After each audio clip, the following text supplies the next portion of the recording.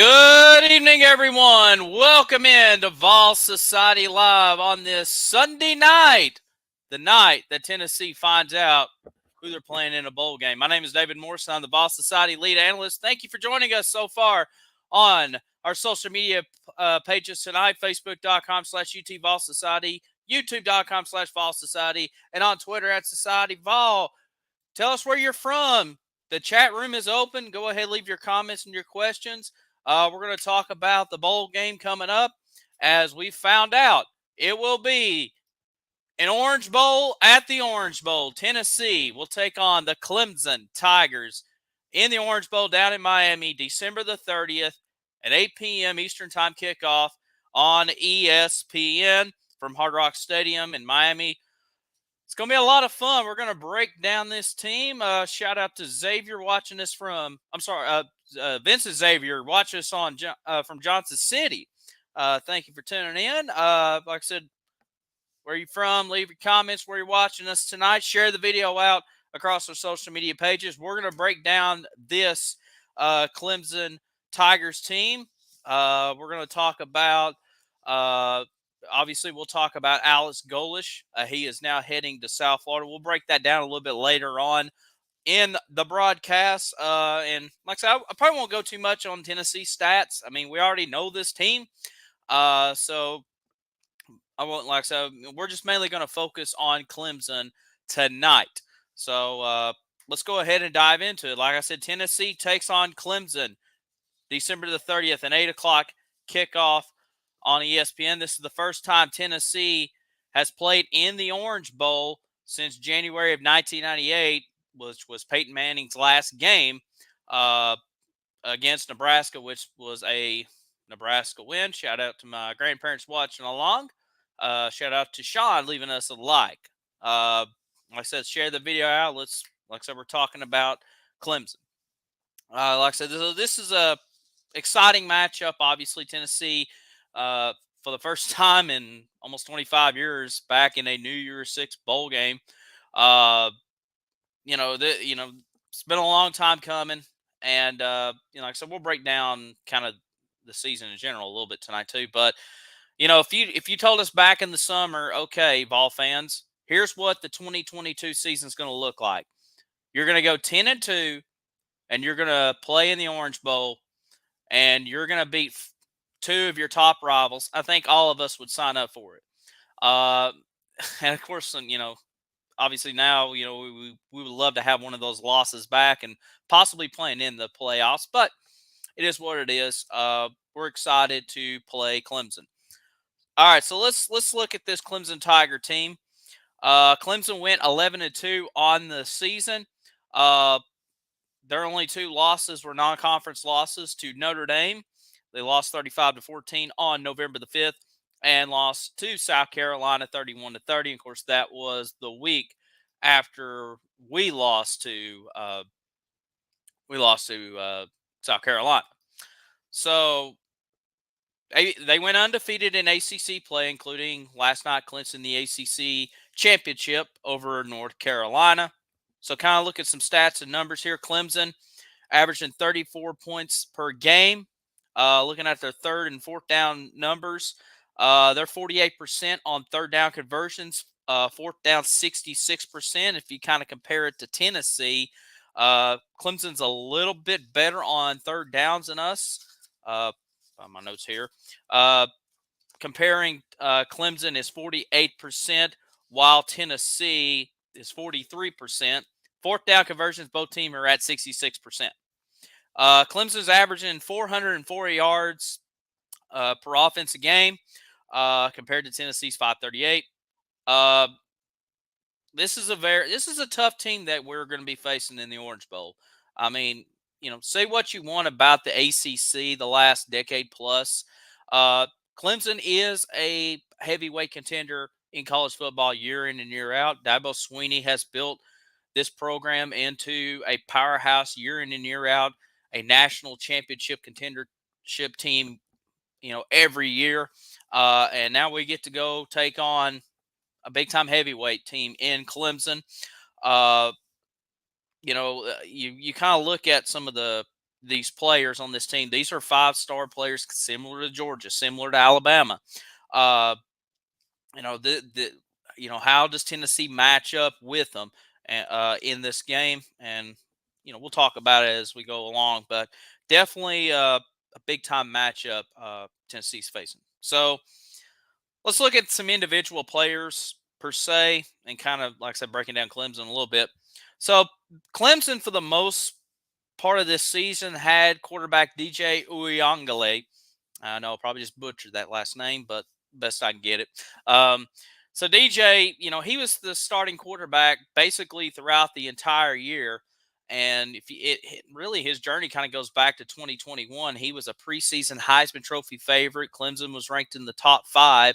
And then Clemson probably had its worst season in 2021 under Dabo Swinney since his first year at Clemson when he took over full time. And there was a lot of speculation, I should say, of DJ. So fast forward over to this season, kind of a fresh start. Now, he wasn't getting the Heisman buzz like he did in 2021, but okay, we should see an improved DJ. Maybe he settled down. The spotlight's away, and he still threw for over 2,000 yards passing, but there was inconsistency throughout the season. He managed to play pretty much the entire South Carolina game, which was end up the loss.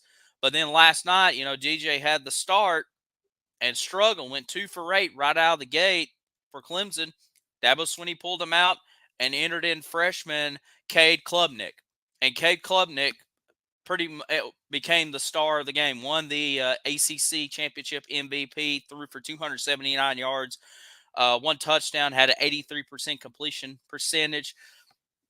And if you reading up on Clemson, for me personally, kind of reading up on some message boards and Clemson fans in general, they've been waiting for Cade Klubnik pretty much to start since day one. And it's kind of the biggest what if of the Clemson season is, if Cade Klubnik started the first game of the season, could they have run the table? And, could they end up beating Notre Dame and obviously beating South Carolina their last game of the season? So Tennessee's going to have to really bring pressure to Cade Klubnik. And when we really break down this offense of Clemson, how much does Tim Banks, Rodney Garner, and Josh Heupel, what do they have dialed up? And I mean, it looked like we were going to face DJ. Of course, the rumors kind of going along the last few weeks of Tennessee was going to play Clemson in the Orange Bowl and kind of prepping for DJ. But now you got to, flip the script and focus on Cade Klubnik. Now, thankfully, we're not playing him next week. We still got 3 weeks at the end of the month to focus on how can Tennessee slow down Cade Klubnik. Like I said, he's had limited playing time, but he's made an impact already, especially last night, really broke out. I mean, I think he's a redshirt freshman. So what does Tennessee have in store as far as Cade Klubnik goes? Will Shipley, the running back for Clemson, over 1,000 yards rushing season this year, 1,110 yards to be exact, 15 touchdowns, average over 5.8 yards per carry. But last night he had a season low 18 yards rushing. I mean, now North Carolina is one of the better defensive teams in the ACC. But, Will Shipley is, a tough player to shut down. And North Carolina did that. So it's kind of going to be interesting to see what Tennessee, once again, dials up. What does Rodney Garner do to stop this running game? And if you kind of look at Tennessee's rushing yards on defense this year, they're only giving up 111 yards rushing yards per game. So it's going to be very interesting to see how Tennessee attacks Will Shipley and Cade Klubnik. Also, Will Shipley returns kicks. He returned one last night in the ACC championship game. So it feels like Clemson really relies on Will Shipley to really set the tone of this offense. I mean, yeah, the quarterback is what really sets the offense and really gets it going. But I mean, if you kind of compare it to my Titans, We rely a lot of our offense on Derrick Henry, and I think Clemson kind of does the same thing with Will Shipley. They give him a lot of confidence to make plays when need be. Looking at the wide receivers, Antonio Williams, the leading receiver for Clemson, 53 carries, 563 yards, 4 touchdowns, averaging 10 yards per catch. Uh, and obviously, the $64,000 question is Tennessee secondary, giving up 287 yards, passing yards per game. So, like I said, you got K. Klubnik. Everybody's loving him right now. Kind of the story out of yesterday, college football championship games. Does he get on the road and get these wide receivers in play? Joseph Ngata, I think it's how you say his name, 33 receptions, 442 yards, 2 touchdowns. The tight end Davis Allen, 35 catches, 394 yards, 5 touchdowns. So these are some big weapons Clemson has. Like I said, this is not a team that just sneeze and won 11 games. I mean, we all know Clemson, especially if you watch college football in the last 10 years, what kind of team Dabo Swinney's got, and sent a lot of guys to the NFL and knows how to recruit well. And, like I said, Tennessee is going up against one of its toughest teams they face all year. I would say Georgia obviously is tougher, but, if you had a, if you had to find a number 2 or number 3, right, Clemson could be right there with Alabama as far as some of the most talented players you're going to be facing all year. Looking at the defense for Clemson, and I'll go ahead and mention this. Obviously, with bowl games going on, you're gonna, unfortunately, the way college football is today, if you're not in the playoffs and you're a highly NFL draft prospect, chances are you're probably not going to be playing in the bowl game. So, 3 key players I'm going to point out now. I'm not saying these players are not playing, but definitely kind of keep an eye out on if they do decide to opt out. And they're all defensive players. But Miles Murphy, defensive end for Clemson, he's tied with Jeremiah Trotter as far as sacks goes on this team. 6.5 sacks on the year. Brian Breesy, defensive tackle, kind of the captain of that defense. He's been injured most of the season. But, another big key player on this Clemson defense. And then Trenton Simpson, excuse me, second on the team in tackles, is a linebacker. So they're highly, like I said, prospects in next year's NFL draft. We'll see if they opt out. Obviously, Tennessee's, you got a couple players to kind of watch out for on our side, Jalen Hyatt and Byron Young. But, like I said, we'll see what happens there. Looking at Clemson's defense, we'll look at the stats before we break down more of these players here. But, Clemson's defense, we mentioned Tennessee only gives up 111 yards rushing defense. Well, Clemson's a little bit better. They're at 101. And obviously Clemson, we talked about the prospects that they have.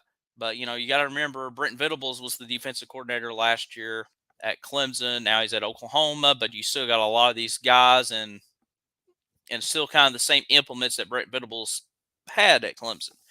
Like I said, they stopped the run very well, obviously. Just barely giving up 100 yards per rush. And Tennessee averages 200 yards rushing on the ground themselves on offense. So, some big-time players, as I mentioned. I already mentioned Murphy and Breezy. Tristan Simpson, but looking at some others, Jeremiah Trotter Jr., 6.5 sacks. He's tied with Murphy, 80 tackles on the year. That leads the team.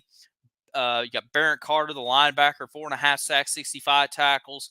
Tyler Davis, the defensive tackle, 4.5 sacks, 29 tackles. I mean, you're seeing the trend here. They blitz a lot. KJ Henry's got 3.5 sacks. So Joe Milton, we know that he can escape the pocket and he can run. But, this is only Joe Milton's 4th career start at Tennessee, and this is definitely the toughest team that he's going to face. And obviously, we know Joe Milton's going to start next year. So, once again, what is Josh Heupel? And whether it's Josh Heupel calling the plays or Joey Hazel, the quarterback coach, who's going to be calling these plays and recognize when is these blitzes going to come, and can Joe Milton recognize it? And also the offensive line. Are these offensive linemen going to pick up these blitzes, or the running backs, or wide receivers? Like I said, and if you look at it on the other side from Clemson's perspective, Clemson, has never faced an offense like ours. They've never faced an up-tempo offense. So it's going to be very interesting to see a team that, like I said, has great talent on the defensive side. Major sack, a major sack team. Can they have the stamina and the adrenaline to kind of stay on the field there on this up tempo offense? We've seen, Alabama struggle with it obviously this year. Georgia obviously shut us down, uh, and South Carolina to a certain extent.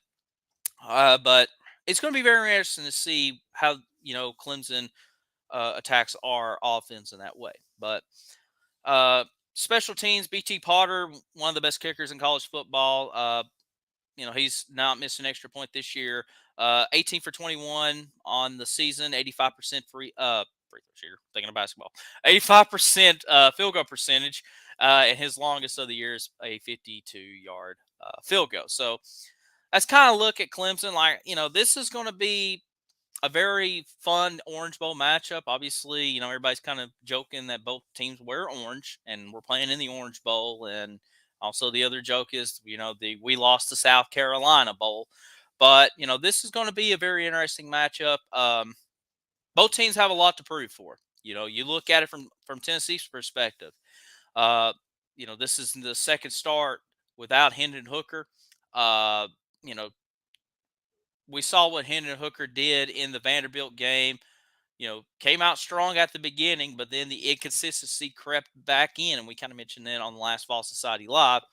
Like I said, this is Joe Milton's toughest opponent so far. Kind of in his 4 career starts, obviously. So this is a big opportunity for Joe Milton, especially really auditioning for next year to be the starting quarterback. Because you're going to have Taven Jackson back. You got Nico coming aboard, which I don't expect Nico to start. I think they're going to wait and unleash Nico probably the next year. But this is Joe Milton's team. And like I said, this is a big opportunity to really come out and prove that he is QB1 for not only on this team, but going into next year. Kind of looking at, and even the rest of the team in general, like I said, we saw last week, we haven't really had Cedric Tillman a whole lot this season. Obviously, Jalen Hyatt, we're not sure what his status is as far as the NFL draft goes. When we know he's a highly prospect draft pick, so you kind of had to take that in consideration. So, if hypothetically, if Hyatt does pull out of this game, you're going to be relying a lot on Brew McCoy, Ramel Keaton, Squirrel White, Walker Merrill, and you're not going to have the two Jimmys, Jimmy Callaway and Jimmy Holiday. They both announced they're going to the transfer portal. There's going to be kind of quite a bit of pressure on Joe Milton and even Josh Heupel to, like I said, really get this offense going against a very talented Clemson defense. And then, if you look at it from Clemson's perspective and just kind of from outside looking in, Clemson, like I said, they won the ACC championship this year, but they were kind of an afterthought, because they got dominated by a Notre Dame team that they probably should have won. Yeah, it was on the road, but they've dropped actually 2 games to Notre Dame in the last couple of years, and then South Carolina, went to Death Valley and picked up a big win in that rival game, and that basically knocked Clemson out of the college football playoff. So Clemson's got a lot to prove, and especially with DJ not their starting quarterback. K. Klubnik is the guy, and we saw him, like I mentioned, we saw him broke out in the ACC championship game. I know this is probably another big opportunity to prove from a Clemson perspective, hey, we haven't gone anywhere. and 11-2 is a great season, obviously, from their perspective. Uh, but this is a big opportunity for them to prove that, hey, 2023 we're going to have a great team too. Yeah, they're going to lose a lot of guys to the NFL, like they always do, but they've got players coming in, and obviously the transfer portal is a big part of it. So that's kind of a look at an early preview of this Orange Bowl. So, what do y'all think about it? I mean, are y'all excited that we are playing Clemson? Do you think we should have played in the Sugar Bowl? Took over, maybe instead of Alabama. And I'll get to the top 25 in just a second. But I'm excited for this game. This is an opportunity for Tennessee to see how they match up with a Clemson. I know, I can't remember if we mentioned on the podcast or our show that, right after that Notre Dame loss, I was thinking, and Tennessee was red hot going into that Georgia game. I'm thinking, man, if we play Clemson right now, we could probably win by 30, or D's may have mentioned. I can't remember. Of course, that's when they still had DJ. Now, like I said, how much, so much has changed in 2 months per se. I guess we'll go ahead and talk about Alex Golesh. Alex Golesh, if you haven't known, I know we hadn't talked about it since last Vol Society Live on Tuesday night. Alex Golesh is now the new head coach at South Florida. It's bittersweet, obviously, but overall, I'm excited for Alex Golesh to get his first head coaching job at South Florida. He's done a remarkable job in the 2 years he was at Tennessee. Breaking school records as far as offensive numbers go. And yeah, you could say Josh Heupel was the one that's calling the plays, and really, this is Heupel's offense, and theoretically that's true. But Alex Golesh was a big part of it. He was a great recruiter.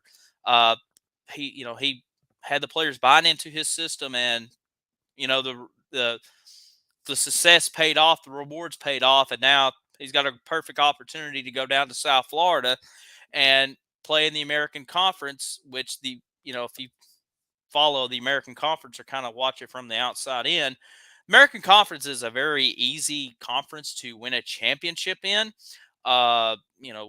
Primarily because a lot of Power Five coaches come through the American. We've seen Memphis, hot for a year or so, in Houston and UCF, and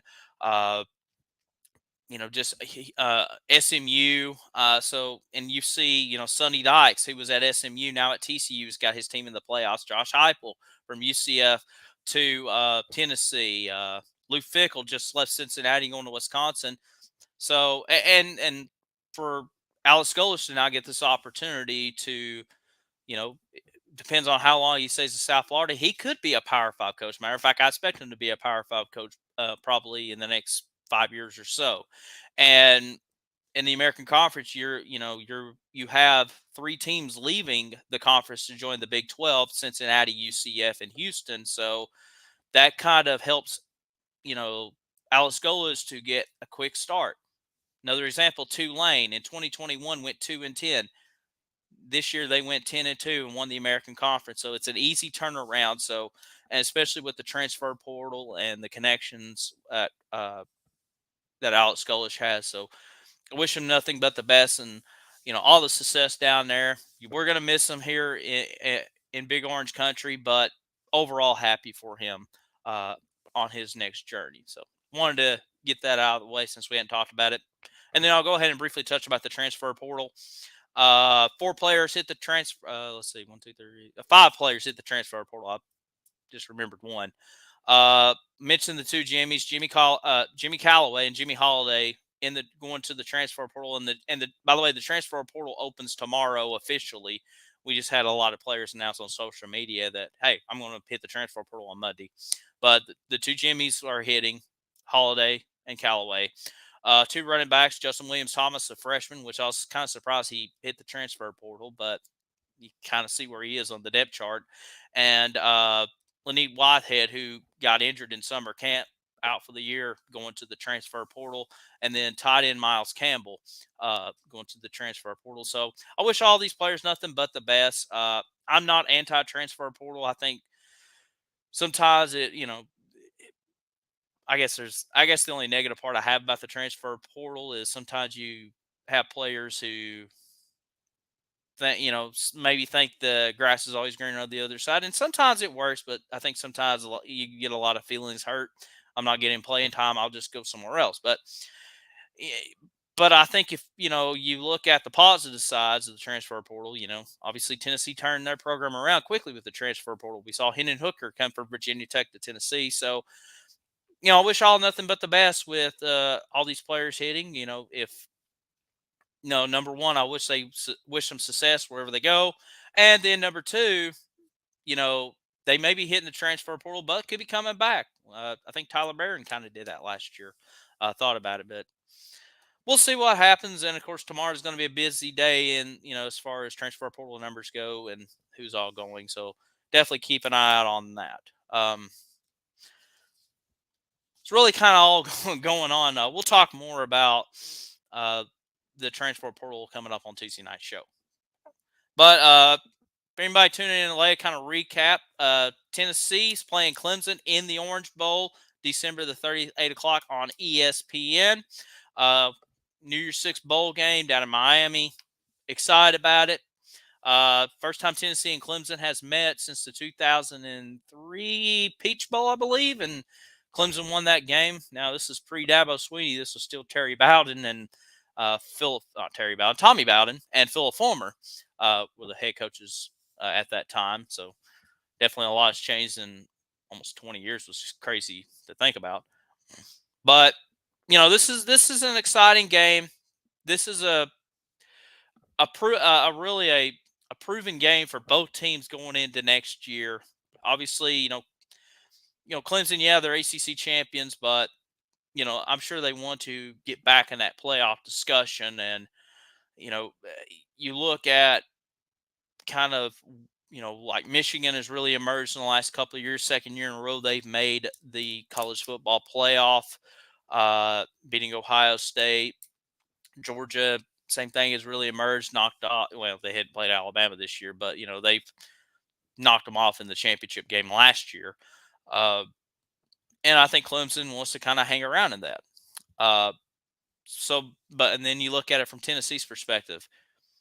For the Vols, like I said, obviously cap off a great season, looking to go 11-2 on the year. Like I said, that 10th win was so huge. Kind of beating Vanderbilt last week, or yeah, it was last week.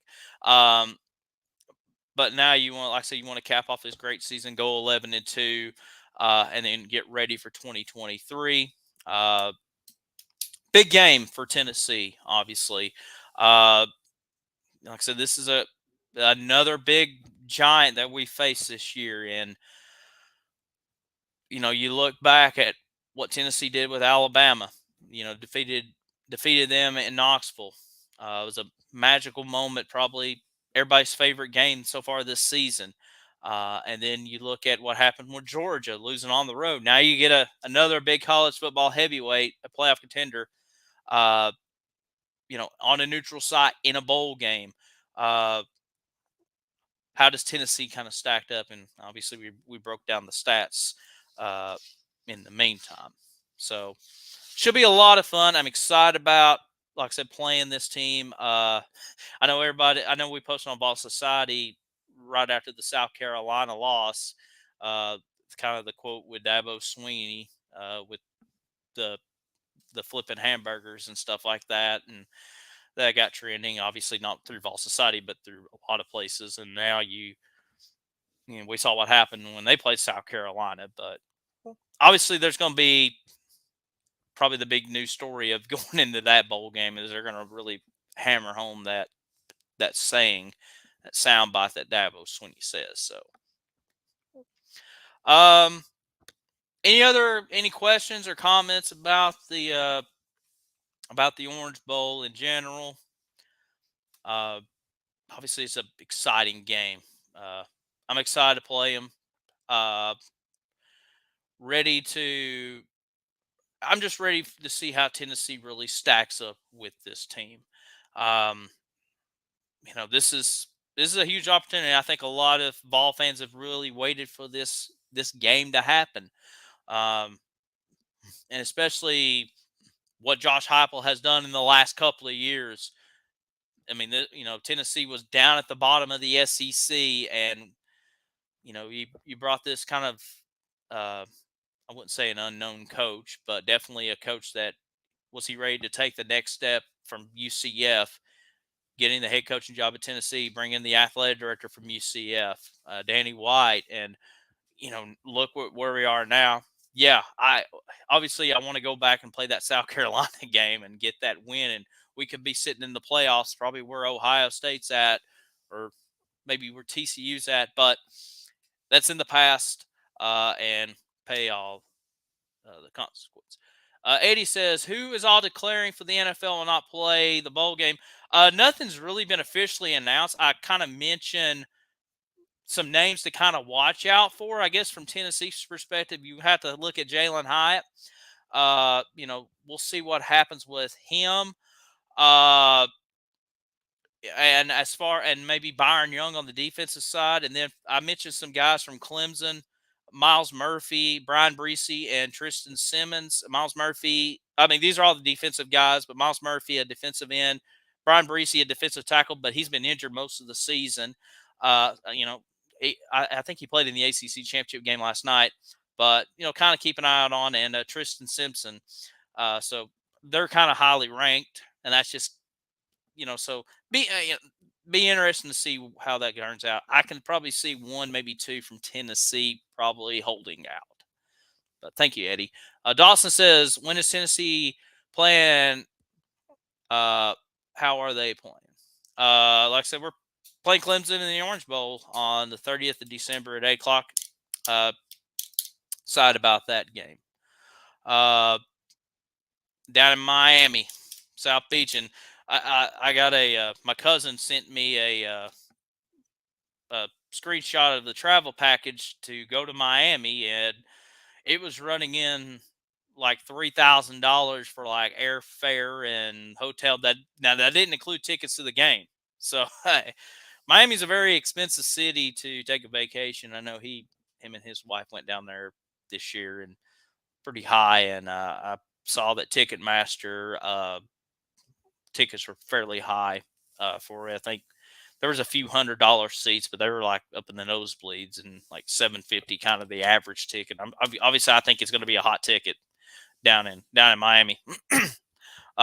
You got two passionate fan bases going to be down there, and of course, geographically, somewhat fairly close. If you haven't known, Tennessee's going to be the visiting team in the Orange Bowl. This is the the ACC has the contract with the Orange Bowl, and in the what is this? This is the odd years. This is even years. I don't know what year it is. 2022. So the ACC is the home team in the even years at the Orange Bowl. So Tennessee will be the visiting team, and if you're going to the game, that's awesome. So just hopefully you got on the. I'll just give you a shout out, tell you that hopefully you got the visiting side, because that's where the Vol fans will be. Give some shout outs here on our Facebook page. Shout out to Travis, Will, Betty, Eddie, Ed. Yeah, it is Eddie. Boy, I can't read. Ruth, Susan, Diane, and Sean. Shout out to y'all leaving likes on the Facebook page. Big game coming up on the 30th of December, the Orange Bowl down in Miami, Hard Rock Stadium. I wish we still had the old Orange Bowl Stadium, but now that's the home of the Miami Marlins ballpark. That's one of the worst in baseball, but we're not a baseball podcast unless we're talking about Tennessee baseball. But yeah, we're playing at Hard Rock Stadium where the Dolphins play. If you're interested, I guess I'll go ahead and mention this.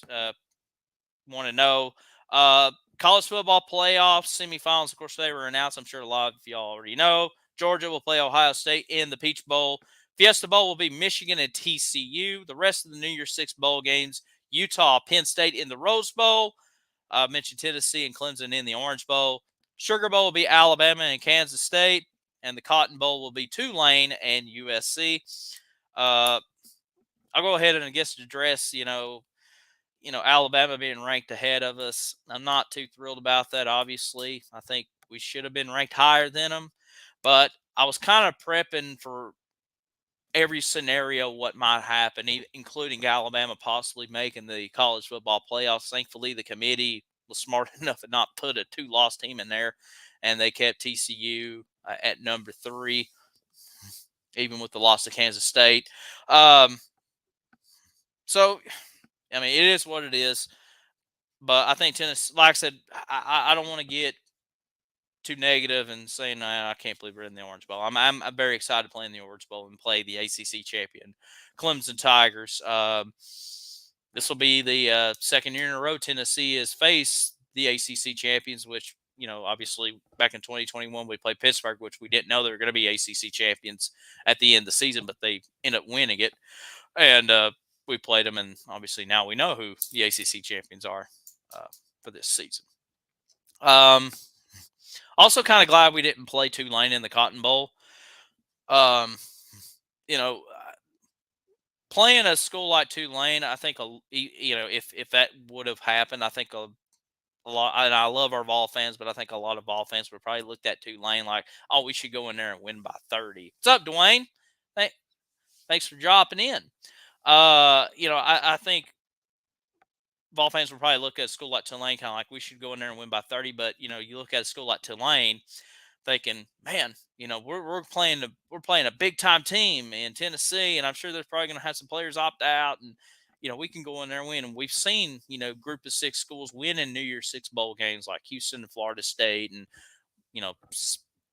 15 years ago Boise State beat Oklahoma in the Fiesta Bowl. Now this was pre opt out bowls and stuff, but still it has happened. So I'm kind of glad we didn't play in Tulane. So we'll see how USC does in that one. Point spread for the Orange Bowl. I heard Clemson's a 4.5-point favorite. As of now, I'm sure that's going to change over the days and weeks ahead. I kind of know the reasoning why.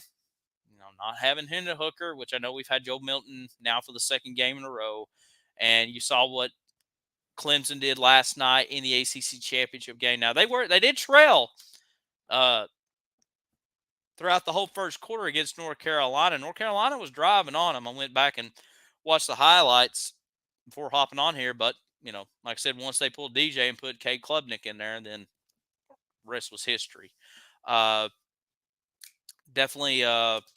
Definitely looking forward to see how that point spread is going to look. I can't remember what the over and under was. I think it was in the 50s. That's all I remember. That's kind of what it is in general. Yeah. Any other questions or comments as far as, like I said, the Orange Bowl or any other stuff going on? As far as the podcast goes, somebody asked about the podcast. We haven't had a podcast in the last couple of weeks. Myself, Brad, and Dees. We've had some of our members of the podcast had some personal stuff came up.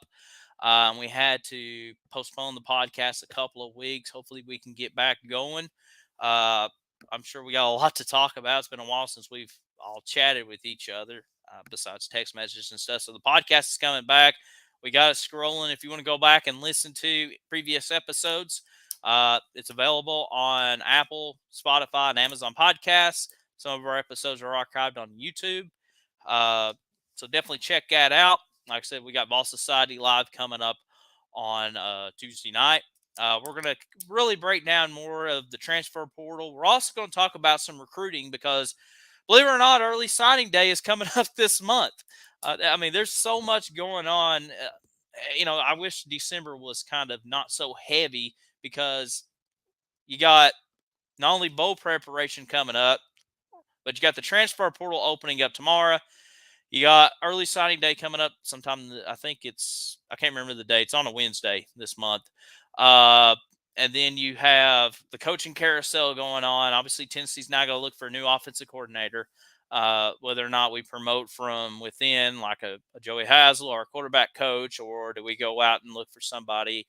I know Jeff Levy's name has been thrown around, the offensive coordinator at Oklahoma. I think he's going to be a little bit more of a bigger asking price than maybe from promoting within. But theoretically it's Josh Heupel's offense, and I think Josh Heupel knows who he wants. Um, be kind of interesting to see who Alex Golish's who he takes to South Florida on his staff. I'm sure some of them young assistant coaches in the press box are on the sideline that wears the colorful T-shirts. I'm sure maybe get considered, but we shall see.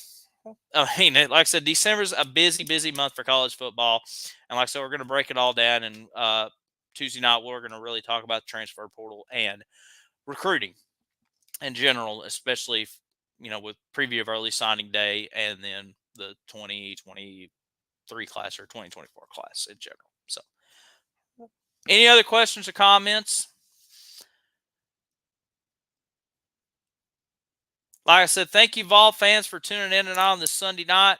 Wanted to talk about our bowl matchup. Thank you for supporting Vol Society across our social media platforms, Facebook, YouTube, and Twitter. We're on fire on all three of them. I appreciate it. I know, speaking on behalf of Brad, our founder, he really appreciates it too. He's really done a great job kind of running the social media platforms. I know Dee's is part of that too. Uh, I'll post from time to time. Mainly, I'm just kind of now doing the shows in general. But you guys are the best. Vol Nation, you're the best. And let's go down to Miami and let's go beat Clemson. So should be a lot of fun. And he says, wonder why is no one going after our defensive coordinator? I have no idea. I don't know. Maybe there's some spectism about it. Dwayne says, I'm still mad about the Alabama in front of Tennessee. I think they got that wrong because we beat out. Yeah, I mean, it's clear we won every head-to-head matchup with Alabama. We not only beat them in the regular season, but we have a better top 25 record than them, and a lot of other stuff. And the committee was like, well, it's because you lost to South Carolina and you lost Hendon Hooker, and I mean, that's not the criteria that y'all set up for. Now, 2024, obviously that changes when the field expands to 12, which I kind of basically, in my opinion, is, I'm happy for the playoff expansion. I wouldn't have jumped it to 12. I probably would have jumped it maybe to 6 or 8 because I think it devalues the regular season, but we'll see what happens. We still got another full year ahead.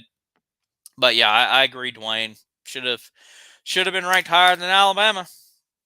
I mean, we did everything we could. I just think because they probably looked at that South Carolina game. But then again, South Carolina beat Clemson. So, yeah, I know we got shellacked by South Carolina. There's no doubt about it. And that's why we're not in the playoffs, obviously. But, we should be ranked higher than Alabama. But it is what it is. Good luck to them in the Sugar Bowl against Kansas State. And, we talked about players opting out. I don't expect to see Bryce Young or Will Anderson playing. Maybe several others. Now, obviously, they'll probably still go out there and beat. Kansas State. Eddie says early miss Banks. Yeah, I agree. Really does hope, but we'll see if he'll come back next year. Been here for a while. Anyways, any other questions or comments? We're doing good so far.